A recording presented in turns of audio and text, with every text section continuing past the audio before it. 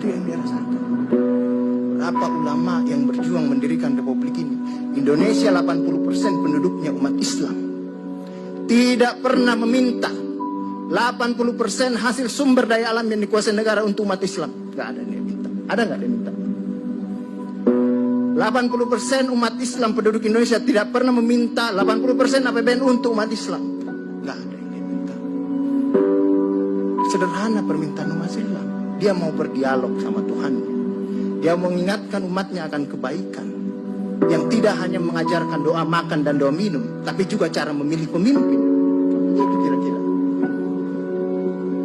Nah, inilah ketegangan-ketegangan. Ketika agamanya dinistakan, kok susah sekali ini membawa ke proses hukum. Muncullah demo berjilid-jilid, yang kemudian berujung ulamanya tidak bisa pulang. Belum lagi penghujung, kemudian ada agama yang diperhadapkan sebagai musuh besar Pancasila. Nah, ini menarik menurut saya. Saya ini Islam, tapi bukan pengetahuan Islamnya seperti Ustadz Ali Mukhtar Ngabalin dan Abu Bakar, Ustadz Abu Bakar. Tapi dengan segala awam saya terhadap Islam, ketika saya ditanya Pancasila itu di mana dalam kehidupan saya, maka saya akan mengatakan bahwa ketika saya lahir, orang tua saya itu membisikkan Pancasila di telinga saya. Cuma bahasanya bukan seperti yang tertulis dalam Undang-Undang Dasar. Dia membahasakan Allahu Akbar, Allahu Akbar, Asyhadu an la ilaha illallah, Asyhadu anna Muhammadar Rasulullah. Apa yang saya dengar di situ? Ketuhanan yang Maha Esa. Hayya 'alas shalah. Apa yang saya dengar di situ? Mari kita bersatu sama-sama. Karena kita akan mendirikan sholat. Dan Al-Ankabut mengatakan sholat itu mencegah kamu dari perbuatan keji dan mungkar. Ada kemanusiaan yang adil dan beradab. Saya dengar di situ. Hayya 'alal falah. Mari sama-sama menuju kemenangan. Kemenangan yang bagaimana kita peroleh? Kerakyatan yang dipimpin oleh hikmat kebijaksanaan dalam permusyawaratan perwakilan. Kemenangan yang bagaimana? Keadilan sosial bagi seluruh rakyat Indonesia. Itulah kemenangan yang kita tuju. Kita kembali lagi takbir. Allahu Akbar, Allahu Akbar, la ilaha illallah. Kita ulang lagi. Dan Pancasila yang kita tiupkan itu 5 kali sehari. Belum selesai di sini, selesai bunyi terus. Ya kan Ustadz kan? Belum selesai di daerah sini, selesai bunyi bertalu-talu terus. Seluruh dunia bertalu-talu. Inilah Islam.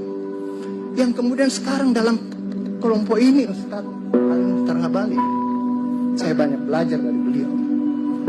Inilah yang kemudian sekarang, kenapa kami mau diperhadap-hadapkan?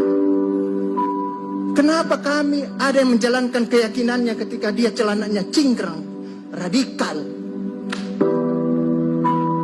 atau dia pakai cadar, dulu diperhadap-hadapkan. Saya Indonesia, saya Pancasila, ada dulu itu banyak sekali seperti itu. Kenapa kami seperti ini? Sekarang, akhirnya sekarang semua orang disuruh pakai cadar.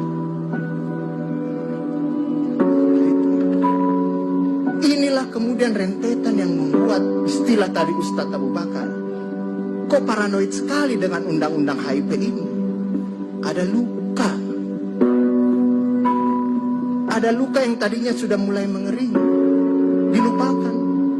Tapi tiba-tiba ini kemudian dikhawatirkan. Jangan sampai Pancasila ini mau dipakai sebagai instrumen untuk membibirkan kelompok Islam dan kelompok.